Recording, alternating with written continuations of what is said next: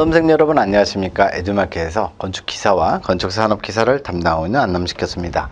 이번 시간은 8절 토공사용 장비 플러스 이제 전체 일장을 한번 정리하는 시간을 갖도록 하겠습니다. 자, 토공사용 장비입니다. 먼저 계측기기의 종류가 크게 보면은 두 가지가 있습니다. 이렇게 응력 계측기가 있고 변이 계측기가 있어요. 그렇다고 얘네들이 뭐 응력하고 변이가 우리 구조에서 배웠던 시그마하고 이 입실론 스트레인 요거를 얘기하는 거 일부는 그렇게 얘기하는 경우도 있지만 100% 같은 건 아닙니다. 왜냐하면 여기 응력에 변형계가 있는데 여기 스트레인 게이지가 이쪽으로 들어가 있어요. 그렇기 때문에 그걸 꼭 구분하지 마시고 그냥 여기 있는 대로 그냥 하시면 될 것 같아요. 이 중에서 시험에 많이 나오는 게 주로 빨간색 부분입니다. 변형계, 스트레인 게이지는 응력 계측을 하는 거고요. 그리고 피에조미터는 간극 수압, 간극 사이의 공간에 있는 물의 압력입니다. 간극 수압을 측정하는 건 피에조미터. 이게 우리 한글 말이 없어요. 그냥 영어로 그대로 갑니다. 실기에서도 그대로 나오고 실기에서 답을 적을 때도 영어로 적으셔야 돼요. 그래서 피에조미터. 워터레벨 메터라는 건 지하수위 측정을 하는 거죠. 로드셀, 로드셀은 축하 중의 변화 또는 토합 변이. 틸트미터는 이제 기울기죠. 얼마나 기울었느냐. 바이브로미터는 진동. 그래서 각각의 그 그림 한번 참고하시기 바라고, 얘네들이 필기에서는 어느 부분에 어디에 있다라는 정도만 그렇게 나오지만 실기에서는 저게 각각의 이 특징을 세트를 뭐 이렇게 짝지으시고 설명하시오 이런 식으로 나오니까 참고하시기 바랍니다. 그래서 어쨌든 측정기용 기기 몽땅 다 중요합니다. 자, 그리고 측정기기의 정밀도는 뭐 그렇게 중요한 내용은 아니고요.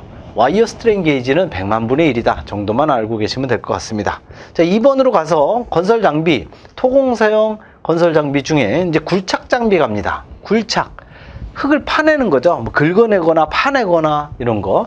파워셔벨, 파워쇼벨. 파워셔벨, 보통 쇼벨이 아니라 파워셔벨로 나오게 되죠. 기계가 서 있는 위치보다 3m 정도 높은 곳의 굴착에 적합하다. 이 여러 개 중에 높은 곳에 굴착을 할 수 있는 것은 파워쇼벨이 유일합니다. 그래서 시험에 굉장히 많이 나오죠.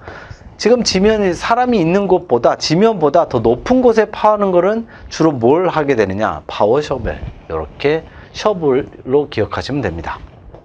자, 드래그 라인. 드래그 라인은 기계가 설치한 지반보다 낮은 장소 또는 수중 굴착 하는 데 쓰는 거 드래그 라인. 백호는 그대로 이게 뭐 우리말 같지만 이 영어를 그대로 읽은 거죠. 백호. 역시 지반보다 낮은 곳 굴착. 그리고 클램쉘, 요거는 실기에서도 많이 나오는데요. 좁고 낮은 곳에 수직 굴착, 수직으로 굴착하거나 수중으로 굴착할 때, 이거하고 좀 이 드래그 라인하고 상당히 비슷하긴 한데, 여기는 수중 굴착에는 사용되지만 수직 굴착에는 사용되지 않습니다. 그래서 수직과 수중을 둘 다 사용하는 건 클램쉘. 깊은 흙파기용 기계이며 연약 지반을 사용하기에 가장 적당한 게 바로 클램쉘입니다. 잘 알아두시기 바라고, 필기는 물론 실기에서도 굉장히 많이 나옵니다. 그리고 트랙터 셔블은 거의 안 나오지 않고요. 요거는 이제 트랙터 셔블은 기계보다 상향 굴착에 적합하긴 한데 파워 셔블하고 비슷한데 얘는 거의 나오지 않습니다. 그래서 무조건 이 지반보다 더 높은 곳 굴착하는 건 파워 셔벨이 거의 유일하다 이렇게 보셔도 돼요. 드래그 셔블 요거는 역시 낮은 곳. 그래서 낮은 곳 굴착하는 건 굉장히 많죠. 근데 높은 곳 굴착하는 건 파워 셔벨이 거의 유일합니다. 자, 이 그림 그대로 보시면 됩니다. 위쪽에 있는 것부터 드래그 라인, 클레인, 클램쉘, 셔블, 드래그 셔블, 드래그 이런 식으로 돼 있다는 거 참고하시기 바라고. 자, 3번으로 갑니다. 방금은요 이 굴착 장비였었죠. 흙을 파내는 거. 그러면 3번은 건설 장비 중에 정지입니다. 정지 장비. 정지라는 게 스탑을 얘기하는 것이 아니라 땅을 고르는 겁니다. 그래서 땅을 착착착착 고르는 거예요. 여러분들이 아마 길거리 지나가면서 아스팔트 포장을 새로 고치는 거를 아마 보신 적이 있을 거예요. 아스팔트 포장을 고칠 때 아스팔트를 갖다가 뜨거운 거를 이렇게 붓는 이런 차도 있지만 롤러가 이만큼 두 개가 달려갖고 쭉 지나가면은 판이 이 도로가 아주 깨끗하게 갈리죠. 그 깨끗하게 갈리는 그게 바로 정지 작업이에요. 그게 바로 땅을 고르는 작업. 이 도저, 우리가 불도저라고 많이 하는 거죠. 도저, 배터 작업을 하는 거고요. 그리고 모터그레이드, 요것도 정지 작업에 들어가고요. 스크레이퍼, 긁어내는 거죠. 토사를 고속으로 원거리 운송이 가능한 거, 스크레이퍼, 이 정도로 보시면 됩니다. 그래서 정지 작업을 하는 이 종류만 알고 계시면 돼요. 불도저나 그레이더 또는 스크레이퍼, 이 정도로 알고 계시면 됩니다. 네 번째로, 그렇다면 다짐하는 장비는 뭐가 있느냐? 먼저 롤러입니다. 롤러 중에 로드롤러, 타이롤러, 텐덤 롤러 이런 것들이 있는데, 여기에서 충격식, 이 다진 기계 중에 충격식 다지기를 레머라고 얘기를 합니다. 요거 잘 기억을 해 두시기 바라고, 기출문제로 나왔고요. 필기에서. 진동식 다지기는 소일 컴팩터, 그리고 바이브로 컴팩트가 있는데 보통 소일 컴팩트가 많이 나옵니다. 컴팩트라는 게 탁탁탁탁 다지는 걸 얘기를 하는 거죠. 롤러는 이 네 가지, 이렇게 보시면 됩니다. 그리고 이제 5번으로 가셔서 크레인이 있죠. 크레인은 뭔가 이렇게 들어 올리는 걸 얘기를 하는 거죠. 들어오는 걸 얘기를 하는데, 그 중에서 두 가지 종류가 있어요. 정치식이 있고, 정치식이라는 건 무슨 정치, 경제, 사회 할 때 정치가 아니고요. 정치식이라는 건 가만히 움직이지 않는 거. 아파트 건설 현장 보시면 얘가 크레인이 이렇게 위아래로만 왔다 갔다 하고 절대 움직이지 않죠. 움직이지 않는 걸 정치식. 그런데 크롤러 크레인은 이동이 가능합니다. 움직일 수 있어요. 바퀴가 달려 있어요. 그래서 자동차처럼 왔다 갔다 해요. 그렇게 돼 움직일 수 있는 걸 무엇이라고 하느냐? 크롤러 크레인.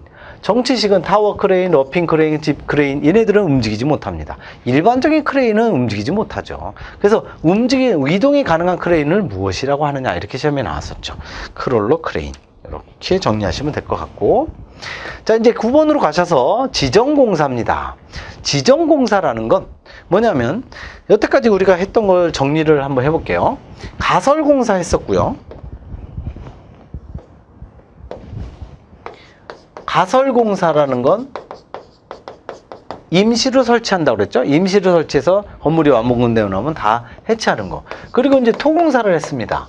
토공사가 흙을 터파기를 했죠. 터파기를 할 때 흙이 무너지니까 흙막이도 했었고, 흙막이 공법이 뭐냐, 이 터파기 공법이 뭐냐, 여러 가지 했었고, 그리고 나서 계층용 기기, 그리고 집안 다짐 뭐 이런 것들을 개량도 했었고, 그리고 나서 지정공사라는 게 있는 거예요.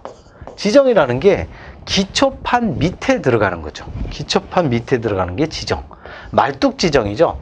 말뚝 지정, 말뚝의 종류별 최소 간격 기준 갑니다. 나무 말뚝, 기성 콘크리트 말뚝, 강제 말뚝, 현타 말뚝. 현장 타선 너무 기니까 그냥 현타 말뚝이라고 줄여서 얘기합니다. 현타.